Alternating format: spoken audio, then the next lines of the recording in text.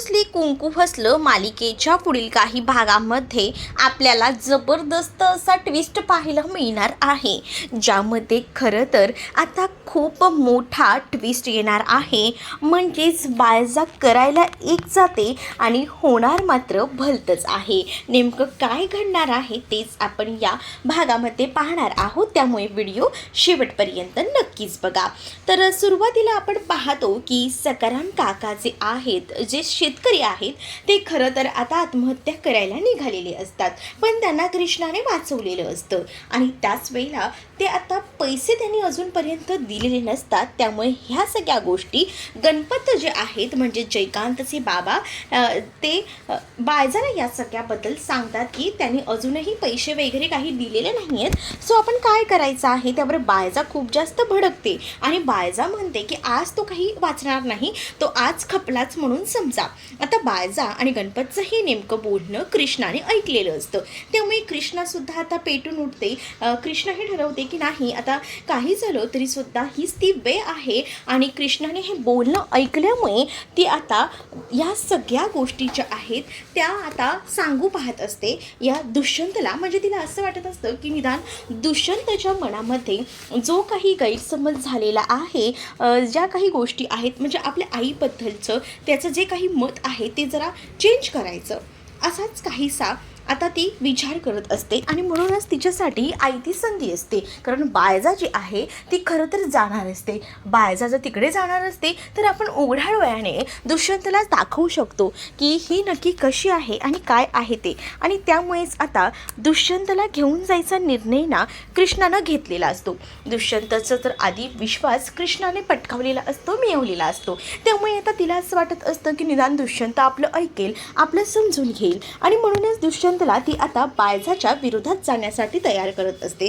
कारण तिच्यासाठी खरं तर दुष्यंत त्याची साथ असणं खूप जास्त गरजेचं होतं आणि त्यासाठी तिचे प्रयत्न सुरू होते.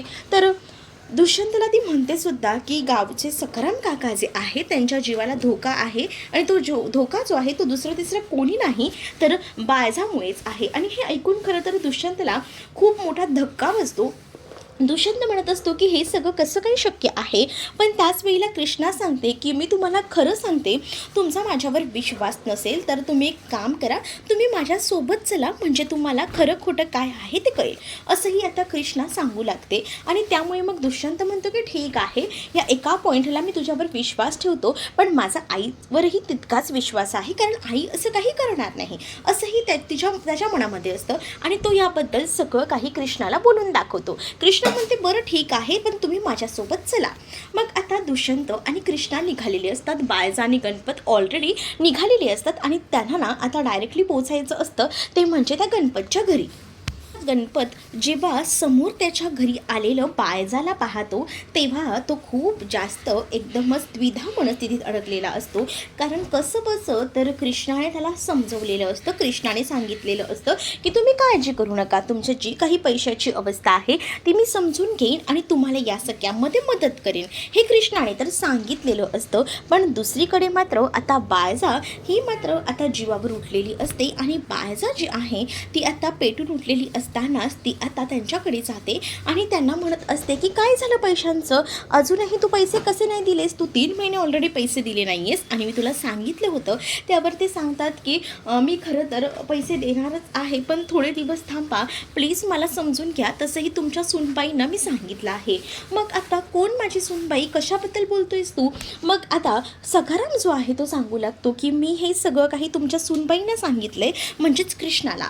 तिला सांगून काय उपयोग आहे, ती कोण आहे, मी या गावची सरपंच आहे आणि मी तुला पैसे दिलेत, तिनं दिलेत का तुला पैसे, असं आता बाळजा त्याच्यावर ओरडूनच बोलत असते. त्यावर अक्षरशः त्याला आता बाळजाना शिक्षा देत असते आणि म्हणत असते की तू जर पैसे नाही दिलेस ना तर तुझं हे घर जे आहे ना ते जमीनदोस्त करीन. असं सांगितल्याबरोबर बिचारा तो घाबरतो, कारण त्याचं हे घर त्याने कसं बसं उभारलेलं असतं, त्याच्या घरात कुटुंबातले लोकसुद्धा असतात आणि त्याच्यामुळे सगळ्यांना त्रास होऊ शकतो असंच त्याला वाटत असतं. आणि त्यामुळेच तो अक्षरशः ना आता बायजाचे पाय धरतो, बायजाकडे रिक्वेस्ट करत असतो, बायजाला म्हणत असतो की प्लीज बायजाबाई समजून घ्या, प्लीज असा कोणताही चुकीचा निर्णय घेऊ नका, माझं ऐकून तरी घ्या, असं देखील आता तो बायजाला रिक्वेस्ट करतच म्हणत असतो. पण बायजा कसली ऐकते, बायजा म्हणत असते की हे सगळं ना माझ्यासमोर करून दाखवू नकोस, जिच्या जोरावर तू इतका उडत होतास ना तिच्याकडे जायचं आणि मग तिला सांगायचं की तू माझ्या कर्जाचे हप्ते फेडणार आहेस का, मग सांग मला. तर बायजा त्याला ओरडून ओरडून म्हणत असते. त्यावर तो रडत असतो आणि म्हणतो फक्त थोडे दिवस द्या, मी तुमचे पैसे देतो, पण मला वेळ हवी आहे. आणि तो अक्षरशः तिचे पाय धरतो, तिच्यासमोर लोटांगण घालतो आणि तिच्याकडे वेळ मागत असतो. पण या क्षणी ती वेळ वगैरे द्यायला तयार नसते. त्याने जेव्हा नेमके पाय धरलेले असतात ना तेव्हाच तिथे ना दुष्यंत कृष्णा येऊन पोचतात. दुष्यंताला लाईव्हमध्ये सगळं दिसत असतं आणि तेव्हा कृष्णा ही दुष्यंताला म्हणते की बघितलं का हे प्रकरण, हे असं आहे, आता बोला ना तुम्हाला काय बोलायचं आहे ते.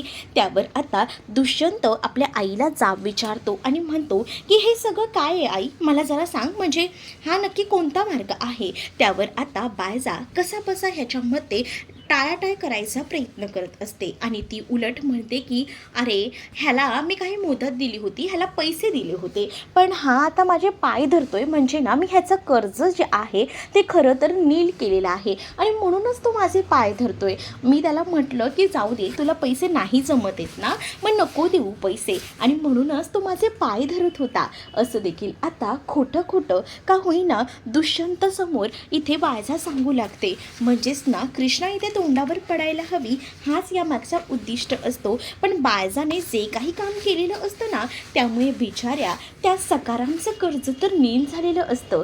त्याला आता खूप जास्त बरं वाटत असतं आणि या सगळ्यामध्ये कृष्णाचा जरी फायदा झालेला नसला, म्हणजेच तिला असं वाटत असतं की ह्याच्या मनातून तर आपण उतरवू शकलो नाही आहे, तर निदान आपल्याला या सगळ्यामुळे तिला असं वाटतं की निदान या सकारामचा तरी फायदा झाला, ह्याचं कर्ज तर नील झाले. त्यामुळे ती सुद्धा खूप जास्त हॅप्पी असते आणि ती बघतच राहते.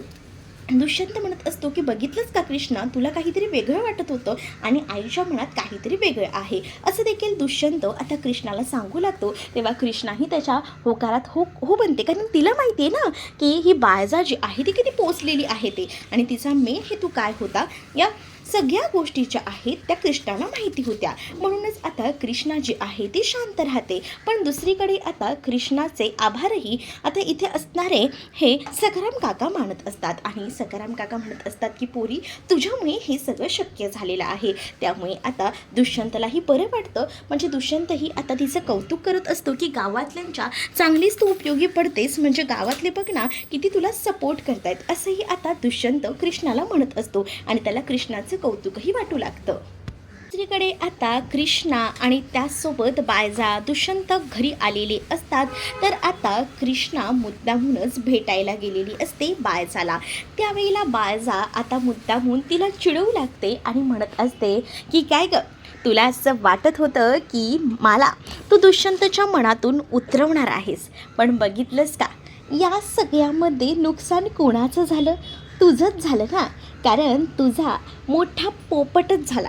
तू जरी स्वतःला वाघीण समजत असलीस ना तरी मी देखील साप आहे, साप अशी डसते ना की मग हातही जातात आणि मग सगळंच अंग नुसतं शिवशिव लागतं. मग कसं वाटलं तुला मी दिलेला दणका, असंही म्हटलं जातं. मग त्यावेळेला आता जी कृष्णा असते ना ती म्हणत असते की उलट ना ज्या काही गोष्टी झाल्या ना त्या माझ्या पत्त्यातच आल्या. म्हणजे कसं बघा, तुम्ही तिथे गेला होतात ते खरं तर त्या सखाराम काकांना भडकवायला, त्यांच्याबद्दल काही बाही मला माहिती होतं की काल ते आत्महत्या करणार होते आणि त्यानंतर त्यांचा जो विचार होता तो मी बदलवला होता आणि त्यांना मी हेही म्हटलं होतं की तुमच्या कर्जाचे हप्ते ना त्याबद्दल मी काहीतरी विचार करते, असं मी त्यांना म्हटलं होतं.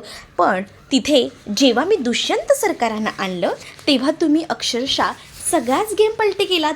म्हणजे तुम्हाला पैसे हवे होते म्हणून तुम्ही त्याच्यावर जोर जबरदस्ती करत होतात, पण जशी मी तिथे आली तशी सगळीच बाजू पलटली, बरोबर की नाही. म्हणजे तुमचाच डाव मी उधळून लावला की तुम्हाला तर कर्जाचे हप्ते मिळालेही नाहीत आणि त्यातच तुम्हाला उलटा गेम केला तुमचा मी. म्हणजे तुम्हाला आता जे काही करायला लागलं ते माझ्यामुळेच करावं लागलं. त्यामुळेच तर घाबरून तुम्ही निर्णय बदललात. नाहीतर तुम्हासनी तर माहीतच होतं तुमचं काय झालं असतं ते. म्हणजे तुम्हाला हे नाही माहिती की तुमचा केवढा मोठा गेम झाला तो. म्हणजे मला तर दुष्यंतच्या मनामध्ये विष कालवता आलं नाही तुमच्या विरोधात हे समजलं तर ठीक आहे. पण मी काय विचार केला होता की या सगळ्या गोष्टी ज्या आहेत ना त्या चांगल्याच पत्त्यावर पडतील आणि तशाच तुमच्या पत्त्यावर पडल्या की म्हणजे माझं जे झालं तो फायदाच झाला आणि तुमचं जे झालं ना ते खूप मोठं नुकसान झालं. एकदा का होईना मी दुष्यंत सरकारांना तुमचं खरं रूप दाखवू शकली नाही. म्हणून काय झालं, अहो असे कितीतरी डाव आहेत ते तुमचे मी असे उधळून लावेन असं कृष्णा आता बोलू लागते. त्यानंतर कृष्णा जी आहे ना ती खरं तर दुष्यंतला भेटण्यासाठी रूममध्ये जाते. जेव्हा कृष्णा रूममध्ये जाते तेव्हा दुष्यंत कृष्णाकडे एकटक बघत असतो. कृष्णाला म्हणत असतो की तुला आईबद्दल जे काही वाटलं ते तू मला बोलून दाखवलंस. तू आईचं बोलणं ऐकलं होतंस म्हणून तुला असं वाटलं होतं की आईचं कुठेतरी चुकतं आहे आणि म्हणूनच तू ते सगळं काही व्यवस्थित करण्यासाठी मला काही गोष्टी सांगितल्यास. पण तुला एक गोष्ट सांगू का, तू जसा विचार करतेस ना तशी आई खरंच नाही आहे गं. आई खूप चांगली आहे आणि तुझ्या मनामध्ये जे आईचं स्थान आहे ना ते प्लीज असं काही करू नकोस. म्हणजे माझ्या आईवर खूप विश्वास आहे. माझ्या आईने मला लहानाचं मोठं केलं आहे, कसं वाढवलं आहे आणि मग मी विचार करतो की आईवर एवढा मी जीव लावतो ना मग आईही मला तेवढाच जीव लावते आणि त्यामुळे मला माहिती की आई माझ्याबद्दल काही चुकीचा विचार करणारच नाही. ती नेहमी विचार करेल ना माझ्याबद्दल तर तो चांगलाच करेल, काही ती चुकीचं करणार नाही यावर माझा पूर्णपणे विश्वास आहे असं देखील आता म्हटलं जातं. त्याच वेळेला कृष्णा ही आता थोडी माघार घेते आणि ती म्हणत असते की जाऊ दे, माझंच काहीतरी चुकलं असेल, माझाच काहीतरी गैरसमज झाला असेल, असू दे असंही ती आता म्हणू लागते. आणि जेव्हा ती हे सगळं काही बोलते तेव्हा दुष्यंतही तिला समजून घेतो आणि तिला म्हणू लागतो की असू दे, चालतंय, मी तुझ्यावर प्रेम करतो आणि तुलाही माझ्याबद्दल काहीतरी वाटतं आणि म्हणून तुला असं वाटलं असेल की गावचा विकास जो आहे तो कुठेतरी कमी पडतोय म्हणून तुला असं वाटलं असेल, आईच्या बोलण्यामध्ये तुला गल्लत झाली असेल आणि त्यामुळे तू हा गैरसमज करून घेतला. मग आता कृष्णाही त्याला होवर हो म्हणते कारण कृष्णाकडे दुसरा पर्यायच नसतो त्याला हो बोलण्यापासून. म्हणूनच ती आता शांत असते. दुसरीकडे आता दुष्यंतने ना कृष्णासाठी खूप छान अशी रूम डेकोरेट केलेली असते कारण त्यांचं जेव्हापासून लग्न झालेलं होतं तेव्हापासून त्यांच्यामध्ये अशी काही गोष्टच घडलेली नव्हती जी की ती दोघंही जण अशी एकत्र आलेली होती. कारण पहिल्यांदा जेव्हा लग्न झालं होतं तेव्हा ते दुष्यंतच्या मर्जीविरोधात झालं होतं. पूजावर प्रेम होतं पण आता त्याने स्वतःच्या मनापासून त्याने आता मात्र कृष्णाचा स्वीकार केलेला असतो. त्यामुळे आता त्याला कृष्णाबद्दल खूप काही वाटत असतं. दुसरीकडे आता हरलेली पूजा ही मात्र आता विचार करत असते की काही झालं तरी सुद्धा हरून चालणार नाही. दुष्यंतला मी मिळवून राहणारच आणि त्यासाठी मला कुठलंही पाऊल उचलावं लागलं ना तरीसुद्धा चालेल असाही विचार ना आता ती करू लागते. आणि तसा विचार करतच ती आता आपलं पहिलं पाऊल टाकायचा विचार करत असते कारण तिलाही माहिती आहे की दुष्यंत हा आपला आता होऊ शकणार नाही आहे. पण चांगल्या मार्गाने का होईना पण वाईट मार्गाने सुद्धा दुष्यंत आणि कृष्णाचा संसार आपण कधीही सुखाचा होऊ द्यायचा नाही हा निर्णय आता ती स्वतः घेत असते. म्हणजेच तिला असं वाटतं की ह्या दोघांचा सुखाचा संसार होऊ द्यायचा नाही.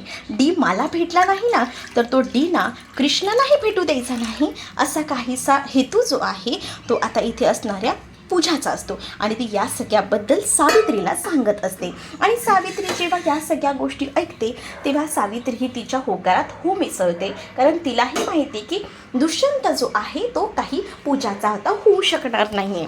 दुसरीकडे आता पाहायला मिळत असतं कृष्णा दुष्यंतला विचारते सुद्धा की हे सगळं काही कशासाठी. त्यावर दुष्यंत कृष्णाला म्हणत असतो की बघ, आपलं लग्न झाल्यापासून आपण दोघांनीही एकमेकांसोबत असा वेळ स्पेंड केलेला नाही आहे. त्यामुळे मला असं वाटतं की कधीतरी आपली मतं जुळावी, गुण जुळावे आणि ह्यासाठी सगळं काही मी करत आहे आणि यासाठी सगळं सजवले. आता सर्वांगाने त्या दोघांनाही एकत्र यायचं असतं आणि यासाठी दुष्यंतने खूप सुंदर अशी बेडरूम जी आहे ती सजवलेली असते आणि त्यामुळे आता खूप जास्त दुष्यंत रोमॅन्टिक झालेला असतो. म्हणजे त्याला असं वाटत असतं की चला फायनली जे आहे ते आता आपण दोघंही जण एकत्र व्हायची वेळ आली, कारण आपलं लग्न ज्या परिस्थितीत झालं होतं त्या परिस्थितीमध्ये खूप काही आपल्याला सोसावं लागलं. पण इथून पुढे आपल्याला असं काही सोसावं लागणार नाही, कारण तूही माझ्यावर तितकंच प्रेम करते आणि मीही तुझ्यावर तितकंच प्रेम करतो. आणि मला असं वाटतं की आपल्या रिलेशनमध्ये आपण एक पाऊल पुढे जायला हवं, असाही विचार त्याच्या डोक्यामध्ये येत असतो आणि तो ह्या सगळ्याबद्दल बोलूनही दाखवत असतो. आणि जेव्हा तो हे सगळं काही आपल्या कृष्णाला बोलतो तेव्हा कृष्णा आणि दुष्यंतमध्ये छान असा आता रोमॅन्स फुलतो. छान अशा कॅन्डल्स सुद्धा रूममध्ये लावलेले असतात. दुष्यंत असा लाईट्स बंद करतो आणि मंद प्रकाशात असा त्यांचा रोमॅन्स आता सुरू होतो. कृष्ण आणि दुष्यंत दोघंही जण जे आहेत ते सर्वांगाने आता एकत्र आलेले असतात आणि त्यांचा संसार आता खऱ्या अर्थाने फुलायला लागलेला असतो. त्यामुळे आता नेमकं दुष्यंत आणि कृष्णाचं नातं हे जे आहे ते सर्वांगाने पूर्णपणे बहरलेलं आहे. त्यामुळे आता मालिकेत पुढे काय नवनवीन ट्विस्ट पाहायला मिळतात हे पाहणंसुद्धा तितकंच इंटरेस्टिंग असणार आहे. तुम्ही जर आपल्या चॅनलवर नवीन असाल तर आपल्या चॅनलला नक्की सबस्क्राईब करा. त्याचसोबत जर तुम्हाला हा व्हिडिओ कसा वाटला हेही कमेंटमध्ये सांगा आणि असेच अपडेट पाहत राहण्यासाठी आपल्या चॅनलला सबस्क्राईब करायला विसरू नका. चला तर मग भेटूया पुढच्या भागामध्ये. तोपर्यंत टाटा बाय.